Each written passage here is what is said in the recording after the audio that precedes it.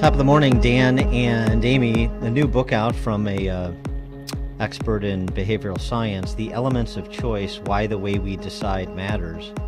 I used to think this would be an interesting topic for academic and anthropological exploration, but I know why we decide. Why? It's just whoever makes us the most afraid, we go in their direction. All right, that's the end of this topic. Yeah, okay, right? next. Isn't that Coming up. 2021 America? I mean, think about it. 70% of Chicagoans surveyed want to keep wearing masks, Absolutely. even though our positivity rate is almost below 2%. Absolutely. Yeah, make me have my pacifier. I need this security blanket on my face. Every day is day one of the pandemic to a majority of the population. Yeah. So that's how we decide, at least in America in 2021, whoever does the best job frightening us, we do what they say. Okay. All right. Well, maybe he has more nuance than I'm offering here. I'm sure he does. The author of the book is Eric Johnson. He's the Norman Eig Professor of Business and the Director of the Center for Decision Sciences at Columbia Business School. The book, again, The Elements of Choice, Why the Way We Decide Matters. Professor Johnson, thanks for joining us. Appreciate it. Good to be with you. I hope to be more nuanced, but we'll see. You couldn't bring less, so it's a pretty low bar I've set for you. So it's not a pamphlet; it's a book, and it's more complicated, obviously, than I'm making it sound.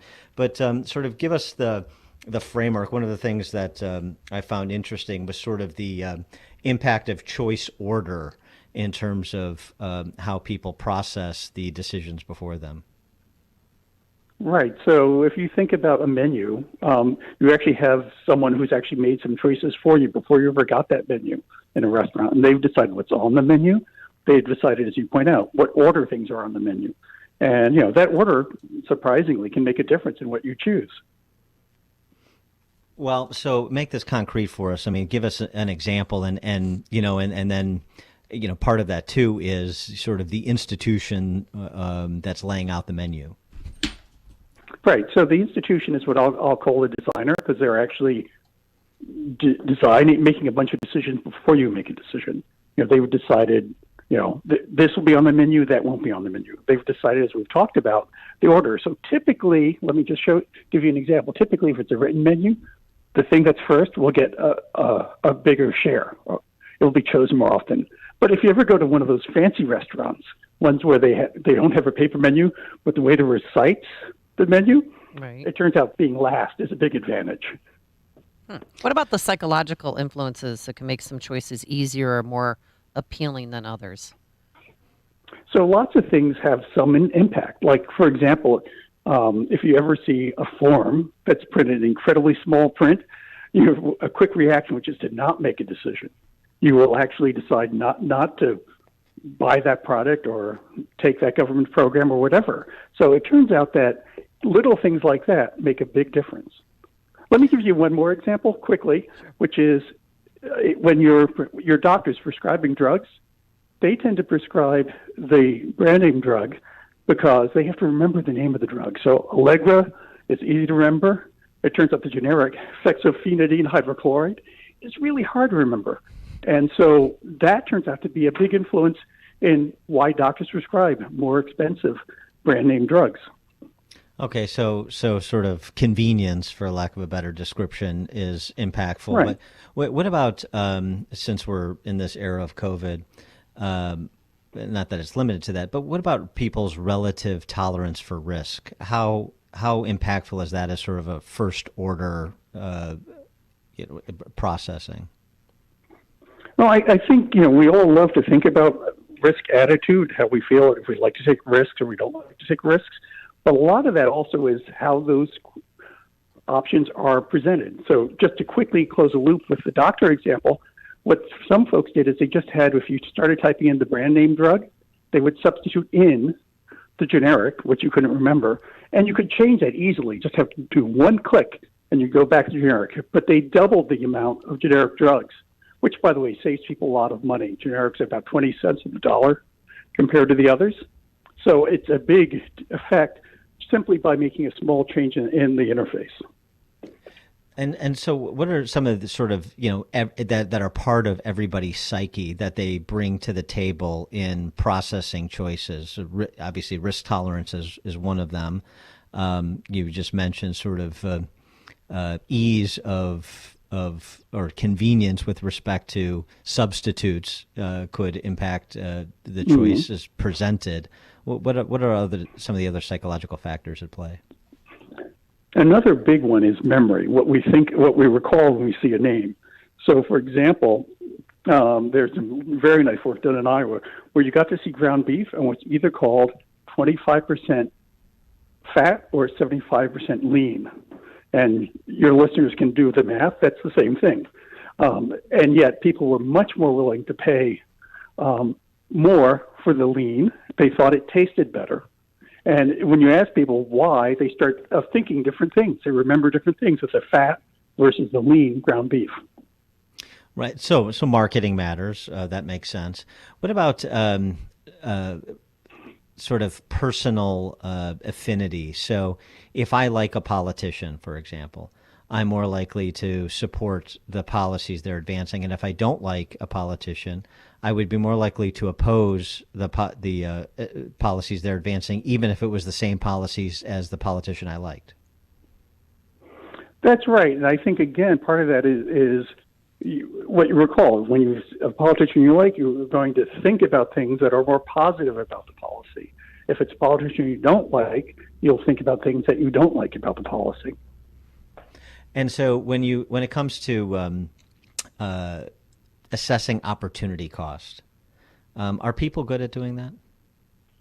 Oh, they're terrible. I know very well-off folks, even some Nobel Prize winners, who find it hard not to cut their own lawn. And if there's an opportunity cost, they could be making a lot of money not cutting their lawn and having someone else do it for them. Right, and so I mean, it boils down to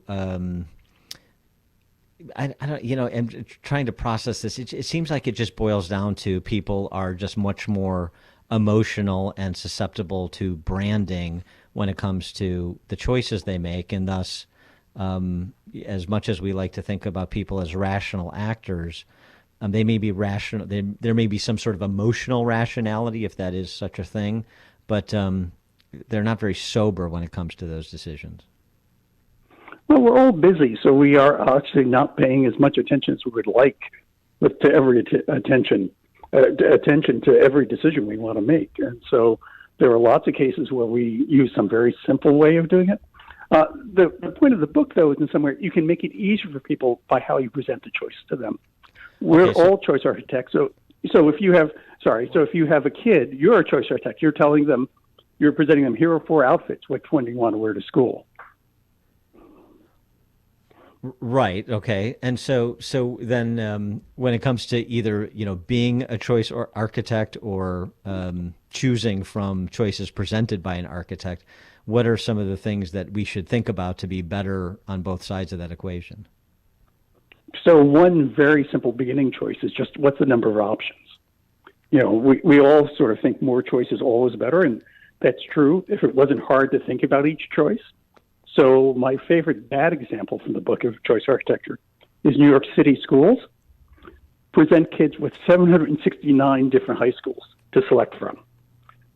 Now, that might be a way of them not making a choice, but what kids do is they basically make choices based on really simple things like, what school is near me or where did my parents go?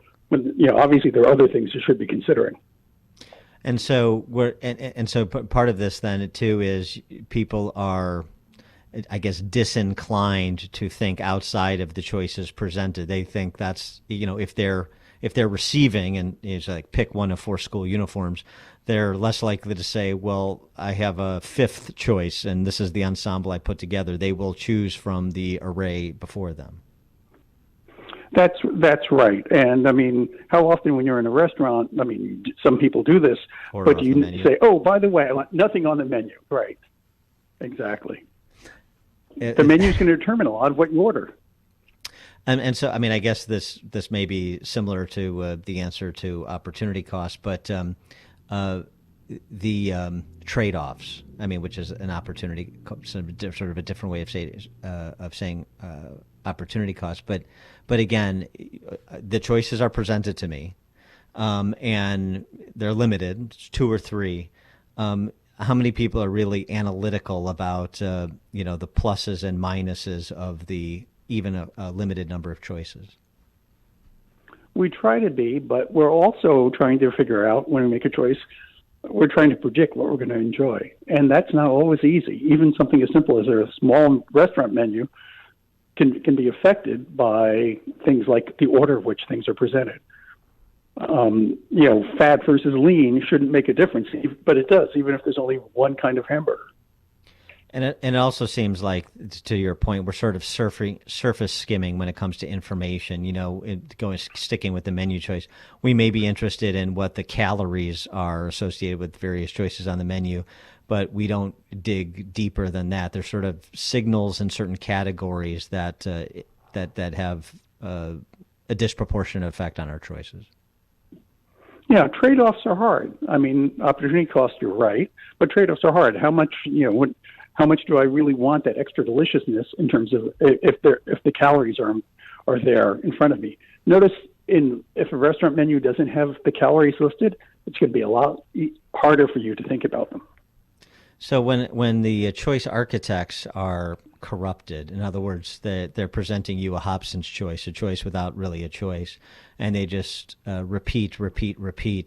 This is a good and this is a bad, but I'm going to give you the choice between the two. How much of that sort of pollutes our ability to make sensible choices? So you'll get advice, and it's an important thing to keep the number of choices down, but you don't want to get down too much because, as you're pointing out, you learn something by having options that are different. So there's a balance when it comes to number of choices. That's really critical, and I don't think people think about it. Surely the designers of the New York City school menu, with 769 high schools, weren't thinking about it. And we don't think about the motivations between the choice architects. We don't think about, so in other words, trust is a huge factor. At the local breakfast joint, I trust that, they're presenting me with all good options in terms of food that I like or don't like, but they're all legitimate options, whereas in perhaps a public policy setting, it's different. Well, that's right. But the other thing is it's not just trust. It's the fact that we're often unaware that these things make a difference. So a good example is if things are sorted in a certain way, no one goes in there and says, "Gee, why are the pancakes first on the menu? Is that what they make the biggest profit on?" We just aren't aware of choice architecture. And so another just political example is ballot positioning. There's always a scramble, particularly if there's multiple candidates for a particular office, that, I want that first ballot position. I don't want to be in the middle. So this goes back to sort of your first and last in terms of how people receive information as it pertains to a number of choices before them from which you have to make one. So there's a very nice example of that, which is two candidates for the Texas Supreme Court. It's a primary. They're both Republicans, and their both last name is Green. One is Rick, the other is Pete. And it turns out in Texas, they change the order. They do an experiment. And it turns out whichever Green was first on the ballot got 20% more votes than when the reverse was true. So that's much larger than usual, but that's a good example of how order makes a big difference. What about choices based on power relationship? So, I think of the Stanford prison experiment as a good example of what I'm getting at, which is, people can choose to be the prison guard or the prisoner, they're randomly assigned. I think it was randomly assigned prison guard versus prisoner. Exactly. And very quickly, as we know from the Stanford prison experiment, the prison guards became abusive of the prisoners, even though it was a random assignment. It's interesting because no one made a choice, yet the situation had a big influence on how they behaved. But the choice, the connection. Go ahead. Yeah, but the choice ultimately is to essentially dispense with, at least you would think some of the prison guards dispense with any sort of morality or viewpoint they had about how prisoners should be treated once they were in the position of power over that prisoner.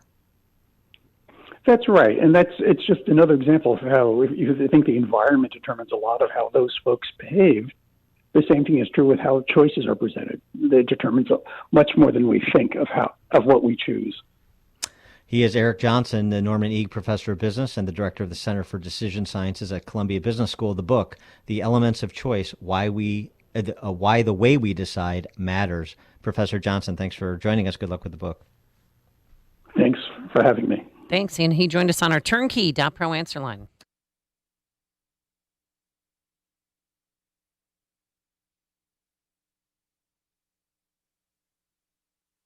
The stories you need to know to start your day.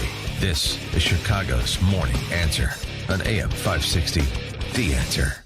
Are you aware that AmericanEagle.com has been designing websites since the internet started? Do you know they've helped companies large and small achieve results that they themselves thought impossible? Today, a well-designed website is an art form. There are no cookie-cutter solutions. At AmericanEagle.com, they are proud to design and develop a website that fits their client's business. Their experience shows that a well-designed website with the client's business at the forefront will bring an excellent return on their investment. Clients, from startups to medium and large businesses, have come to rely on them for a full line of website services from consulting and integration to digital strategy and marketing, hosting, and maintenance. AmericanEagle.com is the technology partner you need if you're looking for online success. They work with all kinds of companies in nearly every industry. Give the team at AmericanEagle.com a call today, 1-877-WEB-NOW-1. Let them help you achieve online results and success. AmericanEagle.com, that number again, 1-877-WEB-NOW.